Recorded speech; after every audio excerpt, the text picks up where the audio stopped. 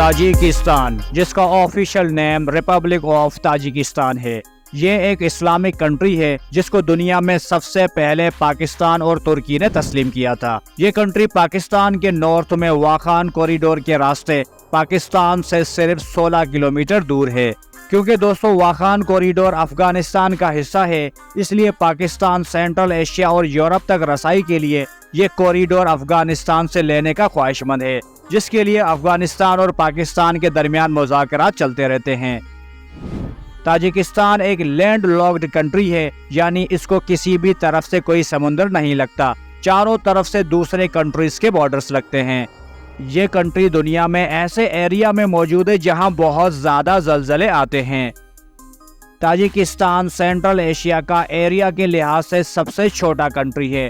اس country کا total area 1,43,000 square kilometre ہے، جو کہ ایریا کے لحاظ سے اس کنٹری کا شمار دنیا میں 94 نمبر پر آتا ہے۔ اس کی سرحدیں جنوب میں افغانستان، مغرب میں ازبکستان، شمال میں کرغزستان اور مشرق میں چین سے ملتی ہیں۔ تاجکستان کا 90% ایریا ماؤنٹین رینجز پر مشتمل ہے۔ دنیا کے دوسرے سب سے اونچے پہاڑ بھی اسی کنٹری میں موجود ہیں، جنہیں پامیر ماؤنٹینز کے نام سے جانا جاتا ہے۔ اس کنٹری میں 10 کلومیٹر سے لمبے دریاؤں کی تعداد 900 سے بھی زیادہ ہے، جس میں 528 کلومیٹر لمبا دریائے برطان اس ملک کا سب سے بڑا دریا ہے۔ اس لیے دوستو اس کنٹری کو دریاؤں کی سرزمین بھی کہا جاتا ہے۔ سینٹرل ایشیا کا سب سے بڑا دریا دریائے امو اس کنٹری سے ہی گزرتا ہے۔ تاجکستان انہی دریاؤں پر ڈیم بنا کر ملک کی 99% بجلی بناتا ہے۔ تاجکستان کی سب سے زیادہ بجلی انہی دریاؤں پر بند باندھ کر بنائی جاتی ہے، اور یہی بجلی تاجکستان پاکستان کو منتقل کرنے میں بھی اپنا ارادہ رکھتا ہے۔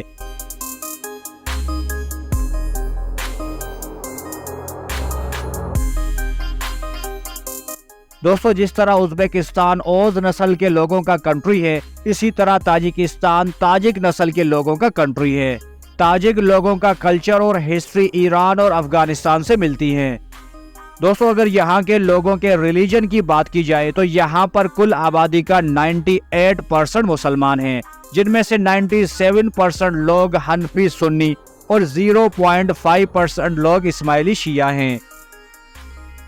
اس کنٹری کی ٹوٹل پاپولیشن تقریباً 1,40,000 افراد پر مشتمل ہے۔ یہاں کے لوگ انتہائی خوبصورت اور سادگی پسند ہیں۔ دنیا کا عظیم تجارتی راستہ جسے سلک روٹ کے نام سے جانا جاتا ہے، اسی کنٹری سے گزر کر چین کو یورپ سے ملاتا ہے۔ تاجکستان کے ماؤنٹینز میں بنا نوریک ڈیم دنیا کا سب سے اونچا اور دنیا کا دوسرا سب سے لمبا ڈیم ہے۔ دوستو نوراک علاقے کا نام ہے، یہ تاجکستان کے صوبے ختلان میں واقع ہے۔ تاجکستان کے علاقے پامیر میں 10,000 سے زیادہ گلیشیئرز بھی موجود ہیں۔ ان گلیشیئرز میں دنیا کا سب سے بڑا گلیشیئر جسے فیٹ چنکو گلیشیئر کے نام سے جانا جاتا ہے، وہ بھی تاجکستان میں موجود ہے۔ تاجکستان میں شادیوں کی دلچسپ رسمیں ہیں۔ اگر تاجکستان میں آپ کزن میرج کرنا چاہتے ہیں تو آپ کو وہاں کی گورنمنٹ سے پرمیشن لینا ضروری ہے۔ کزن میرج کی وجہ سے پیدا ہونے والی بیماریوں کی روک تھام کے لیے بہت سے ٹیسٹ کروائے جاتے ہیں، اور لڑکی اور لڑکے کی مکمل تحقیق کی جاتی ہے۔ آیا وہ دونوں اس بندھن میں باندھنے کے لیے تیار ہیں یا نہیں، یہ فیصلہ گورنمنٹ کرتی ہے۔ اگر آپ شادی اپنے رشتہ داروں میں نہیں کر رہے تو تفتیش کی کوئی ضرورت نہیں۔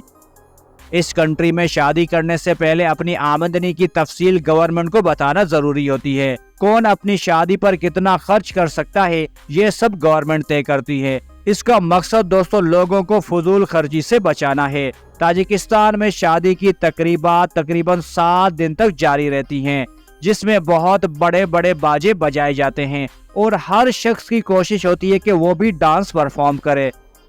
دوستو اس کنٹری کی عورتیں انتہائی خوبصورت ہوتی ہیں، مگر اس کے باوجود اس کنٹری میں طلاق کا ریشو بہت زیادہ ہے، کیونکہ دوستو یہاں کے اکثر لڑکے شادی کے بعد کمانے کی غرض سے رشیا چلے جاتے ہیں اور وہیں سیٹل ہو جاتے ہیں۔ پیچھے ان کی بیویاں انتظار کرتی رہتی ہیں، اور یہ لوگ وہاں رشین لڑکیوں سے شادی کر کے تاجکستان میں انتظار کرتی اپنی خوبصورت بیویوں کو طلاق دے دیتے ہیں۔